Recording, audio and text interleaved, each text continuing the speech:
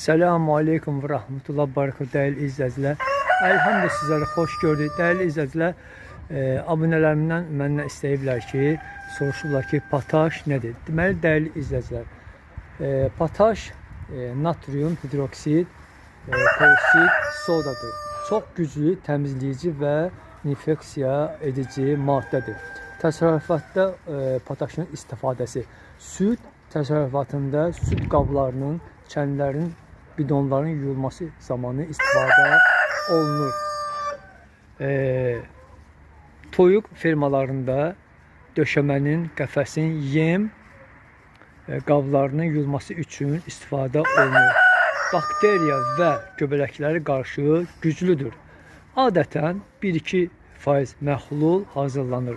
Çox güclü maddədir. Deməli, dəyərli izləyicilər, əlcək və gözlük istifadə etmək lazım işlədikdə. Dəriyə dəydikdə yandırır. Bax, belə dəyərli izləyicilər. Qısa da olsa sizlər üçün hazırladım və sizinlə bu videonu bölüşürəm. Allah'a emanet olun. Esselamu Aleyküm ve Rahmetullah Barakatuhu.